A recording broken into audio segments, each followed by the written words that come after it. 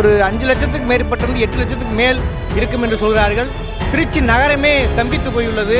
கிட்டத்தட்ட இருபுறமும் பாதை பிளாக் செய்யப்பட்டிருக்கிறது. 2 புறத்திலையும் பார்த்தீங்கன்னாக்க விடுதலை சிறுத்தைகள் கிட்டத்தட்ட 10 லட்சத்துக்கு மேற்பட்டு என்று சொல்லிக் கொண்டிருக்கிறார்கள். முழுக்க பார்த்தீங்கன்னா மக்கள் வெள்ளம். பிசிகாவுடைய மிக பிரம்மாண்டமான பேரணி மேடையை நோக்கி போய்கொண்டிருக்கிறது.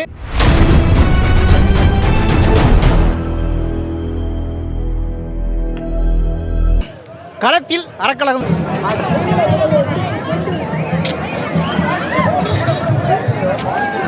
எடுக்கீங்களா? மேலே போகணும் அப்படியே.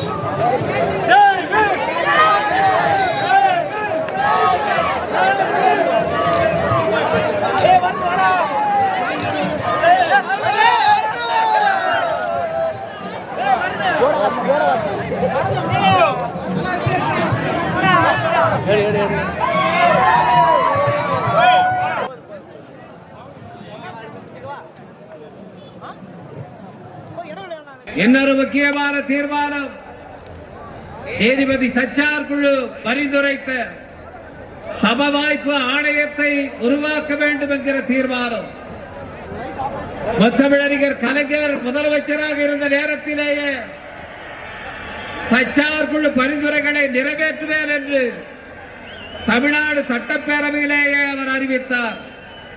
எனவே முத்தமிழறிஞர் கலைஞர் அவர்களை பின்தொடர்ந்து சச்சார் குழு முன்வைத்த அந்த முக்கியமான பரிந்துரையான சமவாய்ப்பு ஆணையத்தை தமிழ்நாடு அரசு உருவாக்க வேண்டும்.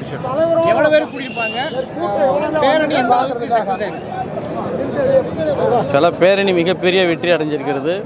இது எண்ணிக்கை 10 லட்சத்துக்கு மேலே சிறுத்தைகள் கூடியிருக்கிறார்கள். எப்பொழுதுமே விடுதலை சிறுத்தை சார்பாக எழுச்சி தமிழர் அவரை அறைகோல் விடுத்தால் தமிழகம் அனைத்து கிராமங்களிலிருந்தும் மக்கள் தன்னெழுச்சியாக வரக்கூடியவர்கள்.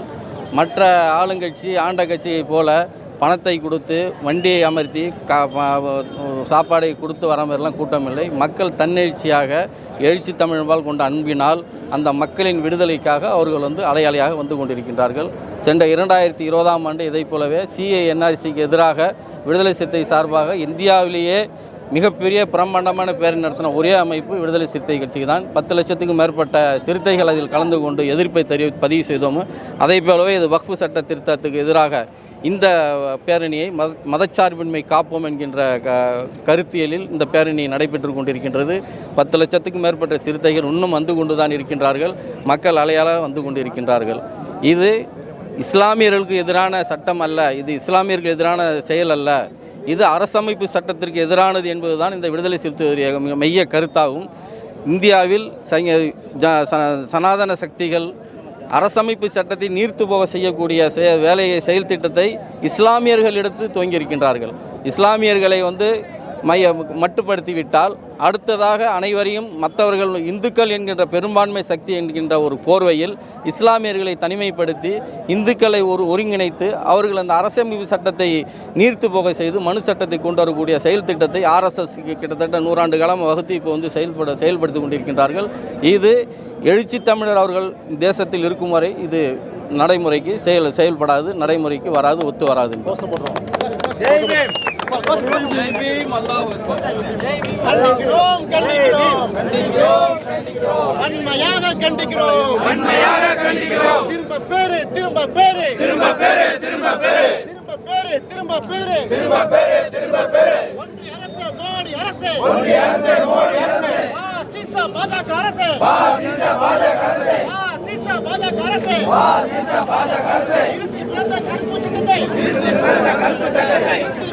கருப்பு சட்டத்தை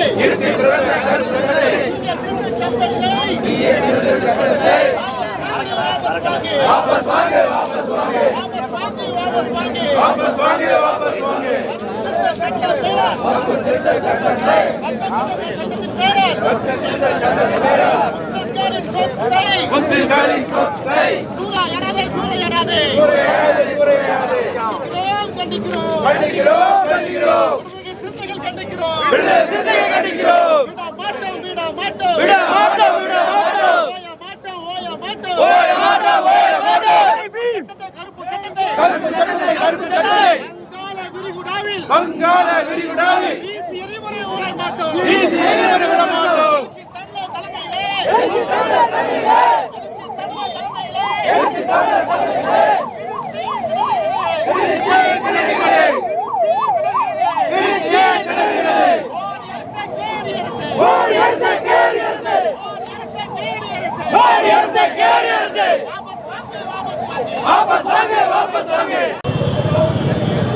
திருச்சிராப்பள்ளியில் அறிவர் தலைவர் எழுச்சி தமிழர் அவர்கள் தலைமையில் இன்று மதச்சார்பின்மை காப்போம் என்ற தலைப்பில் எங்களுடைய அறிவாசான் எழுச்சி தமிழர் தலைமையில் இன்றைக்கு சுமார் 5 லட்சம் பேர் கூடியிருக்கிறோம். திருச்சி மாநகரை திணறுகிறது. இந்த பேரணி வெற்றியடைய எங்களுடைய தொண்டர்களின் சார்பில் தலைவர்களுக்கு வாழ்த்துக்களை தெரிவித்துக் கொள்கிறோம். நாங்கள் மேற்கு சென்னை மாவட்டம் அம்பத்தூர் சட்டமன்ற தொகுதி.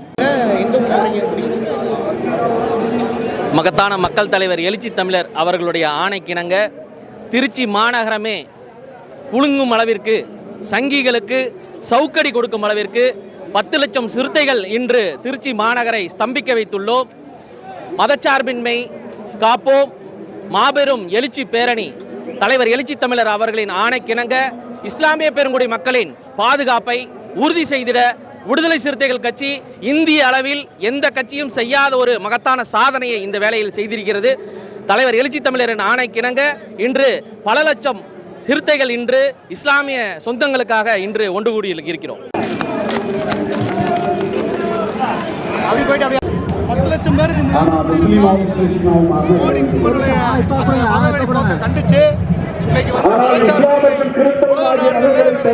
அரசியலமைப்பு சட்டத்தை அப்படிப்பட்ட கேள்வி மோடி புரட்சியாளர் அம்பேத்கர் சட்டத்தை உறுதி செய்யப்பட்டுள்ள மத அடிப்படையிலான சுதந்திரத்தை அம்பேத்கர் எழுதிய அரசமைப்பு சட்டத்தில் உறுப்பியர் ஆர்டிகல் 25 பதிலடி கொடுக்க ஒரு பேரணி தான் இந்த பேரணி. முருகரை முன்னாடி அரசமைப்பு சட்ட உறுப்பியர் 25 உறுதி செய்யப்பட்டுள்ள மத அடிப்படையிலான சுதந்திரத்தை மறுத்தலாக உள்ளது. ஒருவர் எந்த மதத்தை திருவினாலும் அவருக்கு முன்பு என்ன உரிமைகள் இருந்ததோ அவற்றை பாதுகாக்க வேண்டியது.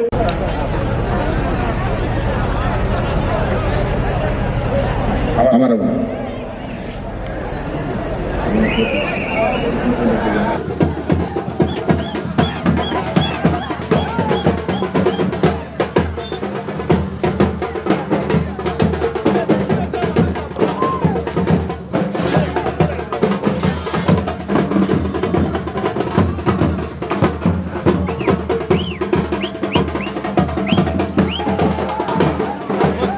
பக்கம் திருப்பி இருக்கிறது. வக்ஃபு திருத்த சட்டம் நடைமுறைக்கு வந்து நிறைவேறி 2 மாதங்கள் கடந்து விட்டது. அந்த நேரத்தில் பாஜகவின் எதிர்நிலையில் இருக்கக்கூடிய கட்சிகள் ஒட்டுமொத்தமாக எதிர்ப்பு தெரிவித்தன.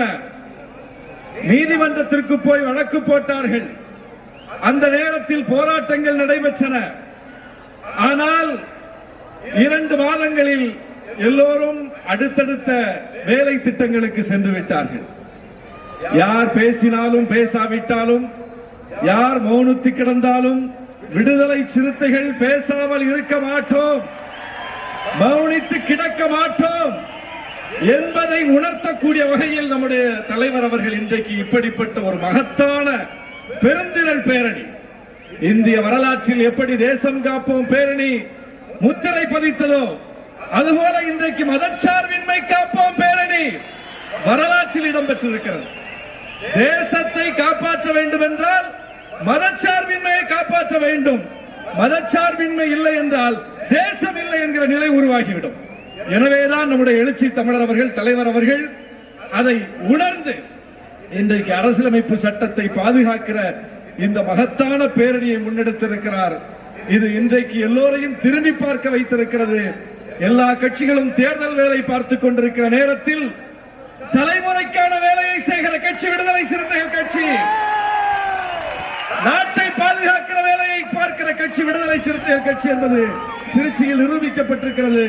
வக்ஃப் திருத்த சட்டத்தை எல்லோரும் முஸ்லிம்களுக்கு எதிரானது என்று மட்டுமே பார்த்தார்கள். ஆனால் அதை தாண்டி இது அரசியலமைப்பு சட்டத்துக்கு எதிரானது என்று பார்க்கிற விரிந்த பார்வை, தொலைநோக்கு பார்வை பெற்றிருக்கிற ஒரே தலைவர் நம்முடைய தலைவர் எழுச்சி தமிழர். ஒரே கட்சி நம்முடைய கட்சி. எல்லோரும் இது முஸ்லிம்களுக்குள்ள பிரச்சனை, முஸ்லிம்களுக்குள்ள பிரச்சனை என்று அதை அப்படி பார்த்து கொண்டிருந்த வேளையில் அப்படி பார்க்க கூடாது. முஸ்லிம்களுக்கும் பிரச்சனை இருக்கிறது உண்மைதான். ஆனால் அதை விட புரட்சியாளர் அம்பேத்கர் எழுதி தந்த அரசியலமைப்பு சட்டத்துக்கு மிகப்பெரிய ஆபத்து இருக்கிறது. எனவே எப்படி குடியுரிமை திருத்த சட்டம் வந்த போது அதை எதிர்த்து தேசம் காப்போம் பேரணியை நடத்தினோமோ, அப்படி இன்றைக்கு வக்ஃப் சட்டம் வந்த போது, திருத்தம் வந்த போது அதையும் எதிர்த்து இப்படி ஒரு பேரணி நடத்தி இருக்கிறோம். எழுச்சி தமிழர் முன்னெடுத்த எந்த போராட்டமும் வீழ்ந்ததாக, தோற்றதாக வரலாறு இல்லை. இந்த போராட்டம் கட்டாயம் வெல்லும். எப்படி எழுச்சி தமிழர் எதிர்வினை ஆற்றும் போதே சொன்னோம் நீதிமன்றத்தில் பாஜக வாங்கி கட்ட போகிறது என்று, அதுபோல இப்போது அதுக்கு இடைக்கால தடை வந்திருக்கிறது. எப்படி வேளாண் சட்டத்தை திரும்ப பெற்றுக்கொண்டு புறமுதுகிட்டு ஒன்றிய அரசு ஓடியதோ, வேளாண் குடிமக்களிடம் மண்டியிட்டதோ, அதுபோல இன்றைக்கு வீரஞ்செறிந்த விடுதலை சிறுத்தைகளின் போராட்டத்தின் முன்னால் மண்டியிடும் விடுதலை சிறுத்தைகள் எடுத்த போராட்டம் வெற்றி பெறும், வெற்றி பெறும் என்று சொல்லி வாய்ப்புக்கு நன்றி கூறி அமர்கிறேன். நன்றி, வணக்கம். அடுத்த கட்சியினுடைய பொதுச் செயலாளர் அண்ணன் சட்டமன்ற உறுப்பினர் சிந்தனை செல்வன் அவர்கள் இப்போது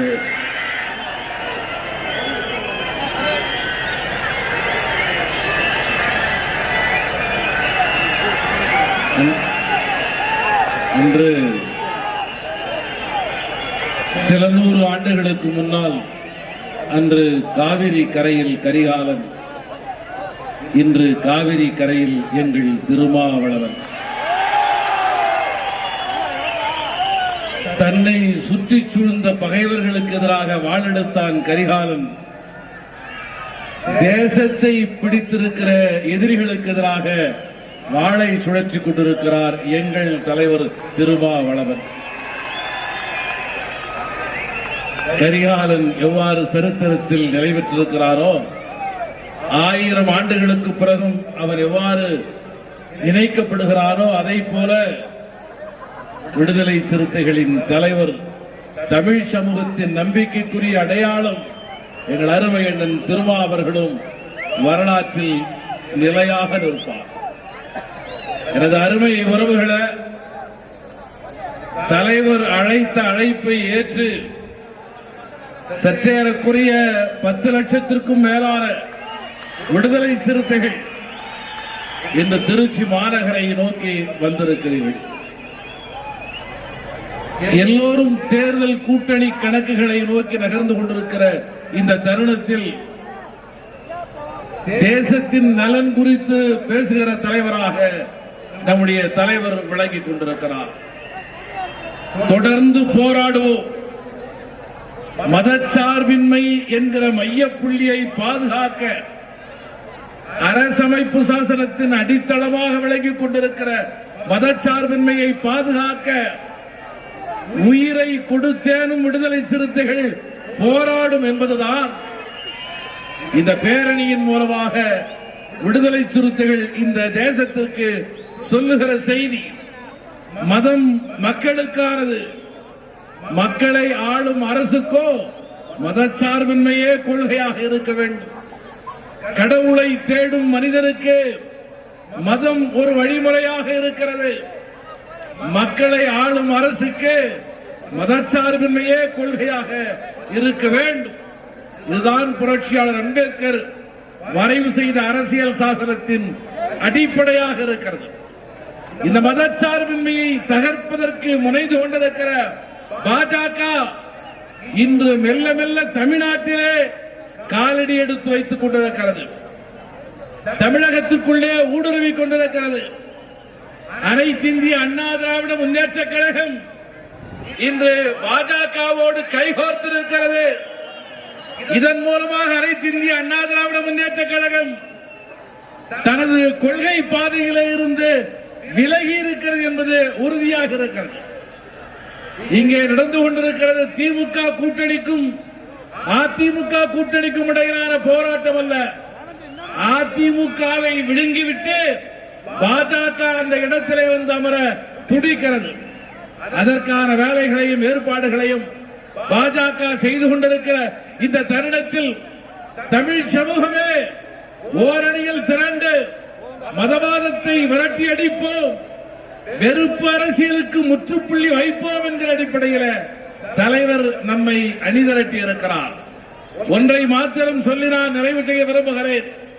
மதுரையிலே அண்மையிலே திருப்பரங்குன்றத்தில் அங்கே இருக்கக்கூடிய திருப்பரங்குன்றம் மலை என்பது விவாத பொருளாக மாற்றப்பட்டு அங்கே இருக்கக்கூடிய சிக்கந்தர் தர்காவிலே காலங்காலமாக எவ்வாறு இஸ்லாமிய மக்கள் அங்கே படையலிட்டார்களோ அல்லது வழிபாடு நடத்தினார்களோ, மாமிச உணவை அங்கே படைத்து உண்டார்களோ, அந்த நடைமுறையை பின்பற்றுகிற போது பார்த்தீர்களா பாய் வீட்டிலே இருந்து பீஃப் பிரியாணி வந்த பிறகுதான் திருப்பரங்குன்றத்திலே பிரச்சனை வந்திருக்கிறது என்று இங்கே இருக்கிற சன்பரிவார கும்பல் சொல்லிக் கொண்டிருக்கிறார்கள்.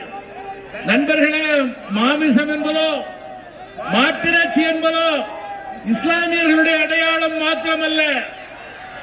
நாமும் இந்த மண்ணின் பொறுகுடி மக்களாகிய நாமும் தமிழ் சாதிகளில் இருக்கிற எண்ணற்ற தமிழ் குடிகளும் மாமிசத்தை சாப்பிடுகிறார்கள், மாட்டிறைச்சியை சாப்பிடுகிறார்கள், ஆட்டிறைச்சியை சாப்பிடுகிறார்கள், கோழியை மீனை சாப்பிடுகிறார்கள். ஆக இறைச்சி சாப்பிடுகிறவனெல்லாம் ஆன்மீகத்திலே அசுத்தமானவன் என்கிற கருத்தின் மூலமாக இந்த மண்ணின் பூர்வகுடிகளுக்கு எதிராக சனாதன சக்திகள் அங்கே போரை நிறுத்தி இருக்கிறார்கள். ஆனால் ஒரு அடையாளத்திற்காக திசை திருப்புவதற்காக இஸ்லாமியர்களுக்கு எதிரான பிரச்சனை என்பதை போல அதை தூண்டி விடுகிறார்களே தவிர அது இஸ்லாமியர்களுக்கு எதிரான பிரச்சனை மாத்திரமல்ல, இந்த மண்ணின் உழைக்கும் மக்கள் அனைவருக்கும் எதிரான ஒரு கொலை களமாக தமிழ்நாட்டை மாற்றுவதற்கு பாஜக சங்பரிவார கும்பல் முயற்சியை மேற்கொண்டிருக்கிற போது தலைவர் அவர்கள் இந்த இடத்திலே அணிதிரண்டு தமிழ்நாட்டிற்குள்ளே பாஜகவை காலூன்ற விட மாட்டோம் என்று உரத்து முழங்கி இருக்கிறார். தலைவரோடு சேர்ந்து நாமும் முழங்குவோம். அருமை உறவுகளே, எங்கள் ரத்தம் எங்கள் ரத்தம், எங்கள் ரத்தம் எங்கள் ரத்தம், இஸ்லாமியர்களும் எங்கள் ரத்தம், கிறிஸ்துவர்களும் எங்கள் ரத்தம், பௌத்தமாக சமணமாக சீக்கியத்தை ஏற்றாலும் எங்கள் ரத்தம் எங்கள் ரத்தம். அனுமதியோம் அனுமதியோம், பாசிச அரசியலை அனுமதியோம். விரட்டி அடிப்போம் விரட்டி அடிப்போம், சனாதன கும்பலை விரட்டி அடிப்போம். முடியாது முடியாது, தமிழகத்தில் காலூன்ற பாஜகவால் முடியாது. அருமை உறவுகளே, இது தலைவர் திருமாவர்களுடைய காலம். தமிழ்நாட்டிலே பாஜகவால் காலூன்ற முடியாது என்பதை சொல்லி நிறைவு செய்கிறேன். நன்றி, வணக்கம்.